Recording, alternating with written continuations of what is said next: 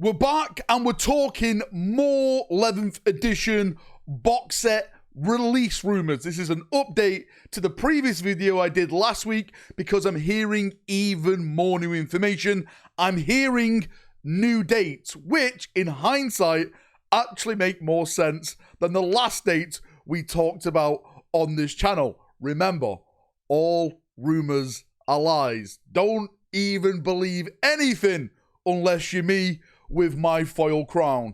Also in this video, I want to talk a little bit about the Crimson Fist. I've got a ton of questions about this. What's going on with the Crimson Fist? They're painting them as a part of the 11th edition box as the Crimson Fist. Is something going to be happening? Yes, apparently there is. This edition is supposed to be something great for the Crimson Fist. So let's jump in and let's get waffling about everything. So in my previous rumor video we did about the apparent release date, which by now I'm completely just not believing that at all. I believe these new set of rumors because this is coming from a source which I put above anything else. This is the Alfarius of sources. Now, the previous whisper was stating that the pre-order date was going to be the 30th, and of course, the 2-week pre-order meant that it released on the 13th of June. Apparently, all that is malarkey because the real pre-order date is going to be the 6th of June, and apparently it is then going to be releasing on the 20th of June. The reason why I believe this more than anything else, not only because of the whisper, of course, but also over at Warhammer World, you cannot book an event on the 20th of June. The 20th and the 21st is a Saturday and Sunday, and you cannot book an event. The reason why GW normally do that is when they launch products at Warhammer World. They do a day where you can come, assemble, play the game, that type of stuff, demo games, etc., etc., etc. So I now personally believe, again, you can believe what you want to believe, that the release date, that the pre-order date is going to be on June the 6th, and the release date is going to be the 20th. So again, 2-week pre-order date, all happening in June. The 30th of May, no, don't believe that anymore. They were all traitorous lies. To be fair, the 30th of May is the UK Games Expo, and I was a little bit like, are they going to really do the pre-orders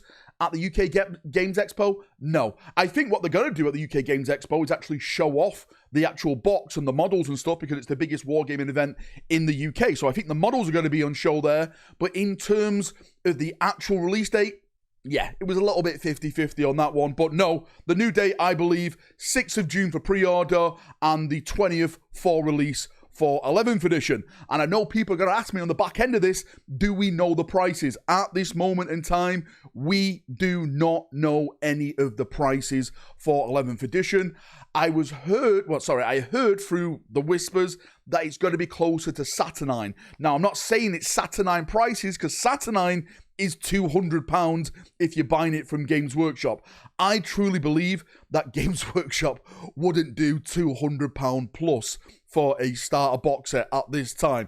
I personally believe it's going to be around the £180 mark. It's still expensive, especially for me, for that type of box, with the Space Marine stuff, doesn't really appeal to me. But if you're buying it from third-party retailers, that means you're looking at what? The 150, 160 British pound mark, if you look at.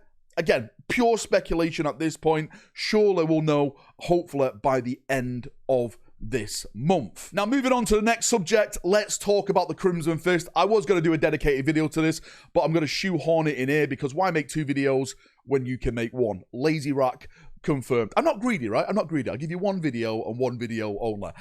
So when it comes to the Crimson Fist, there's a bunch of questions. Valrak, what's going on? They actually got painted in the Crimson Fist colours as part of the 11th edition preview set. Personally, I think the launch box should have been painted as Crimson Fist. That's what they should have put it out there as these blue boys instead of like the Ultramarine blue or like the Blood Angels, which they chose to go to. I know it's like nostalgia for like 3rd edition, but what about the OG Crimson Fist, right? There's an argument to be had. These are the original Space Marines. It all makes sense. And they absolutely hate orcs because what happened at Rinsworld. Now, from what I'm hearing is that the Crimson Fist stuff is going to be part of the big 40th anniversary for Warhammer 40,000. For those people who don't know, 1987 is when Warhammer 40,000 was technically born. And 2027 marks the 40th year anniversary,